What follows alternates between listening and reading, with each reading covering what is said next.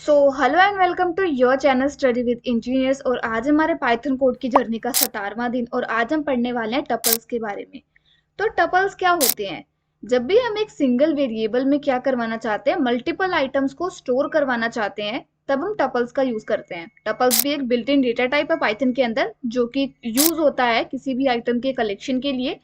अब टपल्स जब हमारे पास लिस्ट थी, टपल्स भी तो सेम ही है ना, सेम एज लिस्ट, बट जब हमारे पास लिस्ट थी तब हमने टपल का यूज क्यों किया? अब यहाँ पे एक बात समझने वाली है कि लिस्ट में हम क्या कर सकते थे। लिस्ट में हम डेटा को क्या कर सकते थे, सिंगल सिंगल एक्सेस करके उसको अपडेट कर सकते थे। ठीक है, we can update the item of a list. अब इसमें क्या है, टपल्स में क्या होता है, टपल्स में हम ऐसे डेटा को स्टोर करवाते हैं जिसको हम अपडेट नहीं कर सकते हैं।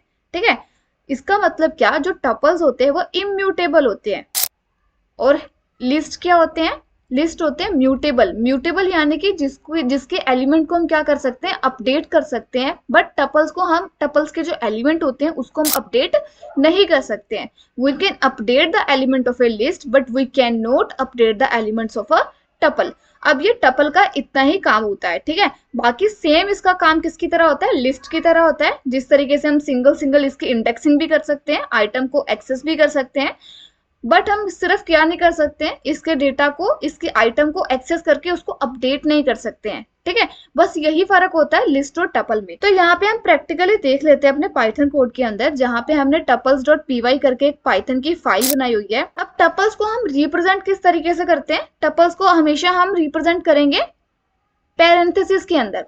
ठीक है, अब यहाँ पे अगर मैं एक सैंपल टपल बनाऊं तो टी नाम का मैंने एक वेरिएबल लिया है जिसमें मैंने टपल बनाना है। ठीक है, मैंने बताया टपल्स को हम रिप्रेजेंट करते हैं किससे, पैरेंथेसिस से। अब जिस तरीके से हम लिस्ट के अंदर डेटा को स्टोर करवाते थे उसी तरीके से हम टपल्स के अंदर भी करवाएंगे। अब यहाँ पे मैंने कुछ सेट ऑफ एलिमेंट्स ले लिया है। मान लो मैं एलिमेंट ले लेती हूँ 1, 4, 5, 7, 8, 45, 3।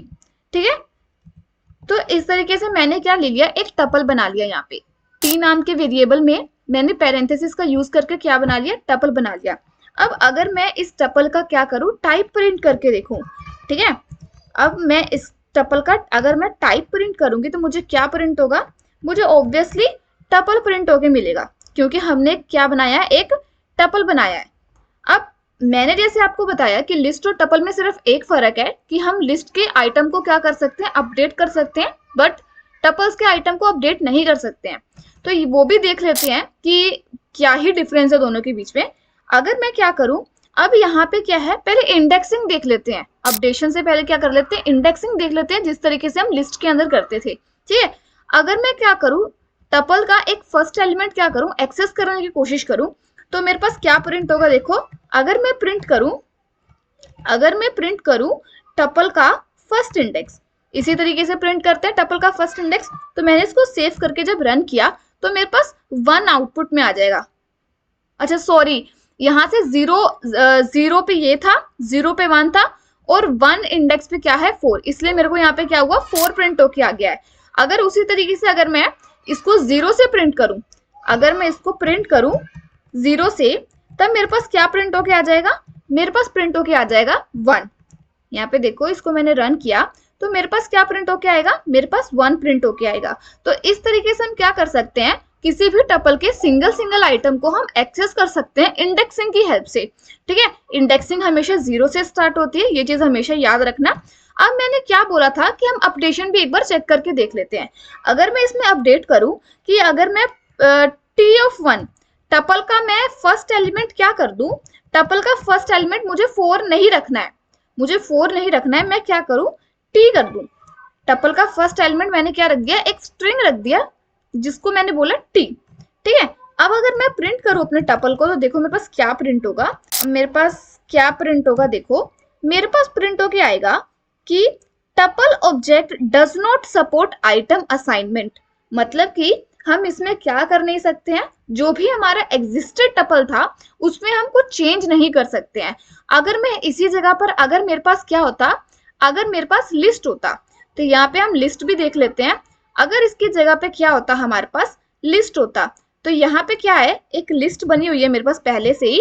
अगर मैं यहाँ पे लिस्ट में क्या करती, लिस्ट के मैं अगर फर्स्ट एलिमेंट में क्या करती, कुछ अपडेशन करने की कोशिश करती, तो मैंने यहाँ पे भी एक स्ट्रिंग ले लिया है, ठीक है, जिसमें मैंने लिख दिया p। अब मैं अपने लिस्ट को क्या करती, प्रिंट करती, तो मेरे पास क्या प्रिंट होता, मेरे पास ये बिना किसी एरर के प्रिंट हो जाता। देखो मेरे पास ये क्या होता, बिना किसी एरर के मेरे पास यहाँ पे पहले 34.5 था, अब मेरे पास क्या प्रिंट हो गया, p प्रिंट हो गया है। तो ये भी फर्क हमने देख लिया कि हम लिस्ट के एलिमेंट को किस तरीके से अपडेट करते हैं और टपल्स के एलिमेंट को किस तरीके से अपडेट नहीं कर सकते हैं। तो ये मेजर रोल होता है इसमें, लिस्ट और टपल्स में फर्क होता है। अब हम लिस्ट टपल्स का यूज करें क्यों, जब भी हमें क्या करना होता है, कुछ ऐसे डेटा को स्टोर करना होता है जिसको हम फ्रिक्वेंटली चेंज नहीं करना चाहते हैं, तो उसको हम लिस्ट को यूज करने के बजाय हम क्या यूज करेंगे, टपल्स का यूज करेंगे, ठीक है। तो यहाँ पे हमने 3 चीजें जानी कि टपल्स को हम बनाएंगे कैसे, ठीक है, टपल्स की हम इंडेक्सिंग कैसे करेंगे, और हम टपल्स को किस तरीके से अपडेट नहीं कर सकते हैं। तो आज की वीडियो में इतना ही, बाकी बातें कल की वीडियो में करेंगे। तो आज के लिए थैंक यू।